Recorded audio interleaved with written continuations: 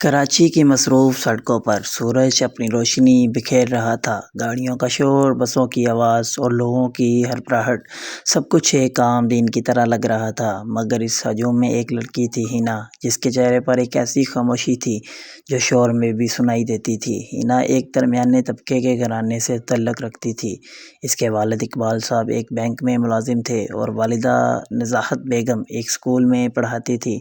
ان کے گھر میں خوش اصول اور عزت تینوں چیزیں تھیں، مگر محبت کا اظہار کم ہی ہوتا تھا۔ حنا نے ماسٹرز مکمل کیا تھا، مگر نوکری کی اجازت نہیں تھی۔ اقبال صاحب کا خیال تھا کہ شریف لڑکیاں باہر کام نہیں کرتی، وہ گھر سنبھالتی ہیں۔ حنا چپ رہتی، کیونکہ بحث کرنا اس کے گھر میں گناہ کے برابر سمجھا جاتا تھا۔ اس شہر کے دوسرے حصے میں فرحان رہتا تھا، ایک نرم دل، محنتی اور حساس مزاج لڑکا۔ اس نے انجینئرنگ کی ڈگری لی تھی، مگر نوکری نہ ملنے کے باعث ایک پرائیویٹ کمپنی میں کم تنخواہ پر کام کرتا تھا۔ فرحان کا دل ہمیشہ سے محبت پر یقین رکھتا تھا، لیکن اس کی زندگی نے اسے بارہا مایوس کیا تھا۔ ایک دن فرحان کی بہن سعدیہ کی شادی، اس کی ملاقات حنا سے ہوئی۔ حنا اپنی خالہ کی بیٹی کے دوست اور شادی میں مدد کے لیے آئی تھی۔ اس کی آنکھوں میں وہ چمک تھی جو خاموش دکھوں میں چھپی ہوتی ہے۔ فرحان نے پہلی نظر میں ہی محسوس کیا کہ یہ لڑکی عام نہیں۔ شادی کے بعد دونوں کی چند ملاقاتیں ہوئیں، زیادہ باتیں نہیں، مگر اتنی کہ دل کے اندر کچھ نیا جنم لے۔ حنا جب ہنستی تو فرحان کو لگتا جیسے اس شہر کا شور تھم گیا ہو۔ محبت کا آغاز۔ چند مہینوں بعد فرحان نے اپنی والدہ کے ذریعے رشتہ بھجوا دیا، لیکن اقبال صاحب نے فوری انکار کر دیا۔ لڑکا ٹھیک ہے، مگر ابھی اس کی نوکری پکی نہیں۔ ہم اپنی بیٹی کا مستقبل رسک پر نہیں رکھ سکتے۔ حنا نے کچھ نہیں کہا، بس اپنی آنکھوں میں آنسو چھپوا لیے۔ فرحان نے بھی زیادہ زور نہیں دیا، کیونکہ وہ جانتا تھا کہ جب والدین کے دل پتھر بن جائیں تو احساس کی باتیں بے معنی ہو جاتی ہیں۔ وقت گزرتا گیا اور ایک دن اقبال صاحب نے حنا کی شادی اپنے دوست کے بیٹے عمر سے طے کر دی، جو دبئی میں نوکری کرتا تھا۔ حنا نے دل میں ایک طوفان دبایا، مگر زبان پر خاموشی رہی۔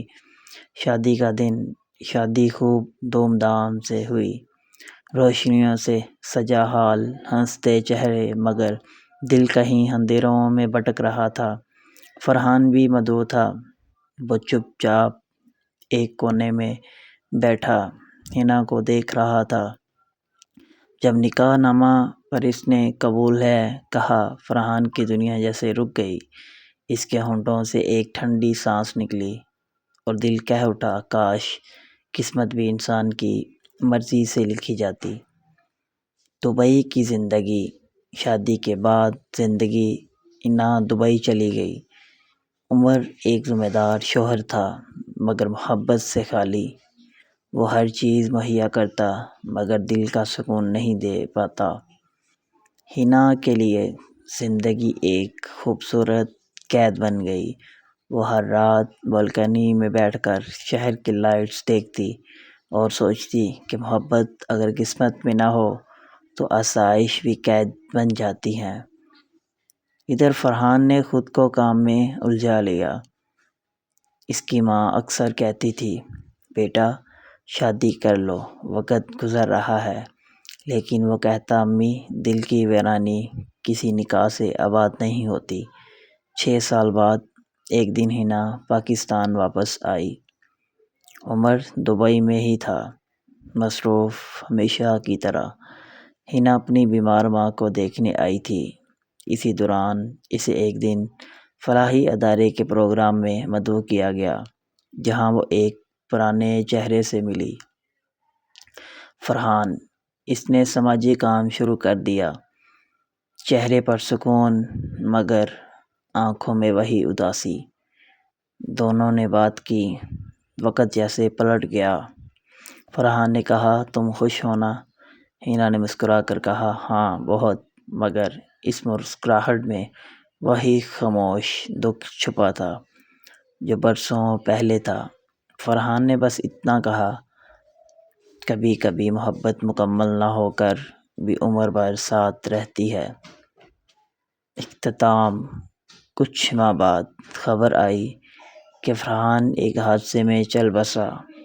اس دن حنا کے اندر کچھ ٹوٹ گیا۔ وہ دبئی لوٹ گئی، مگر اس کے بعد اس نے کبھی کسی محفل میں ہنسی نہیں۔ رات کو جب سب سو جاتے تو وہ قرآن کھول کر بیٹھتی اور خاموشی سے آنسو بہاتی۔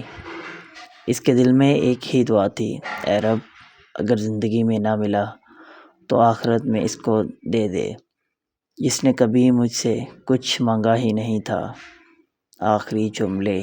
شہر آج بھی ویسا ہی شور بھرا تھا۔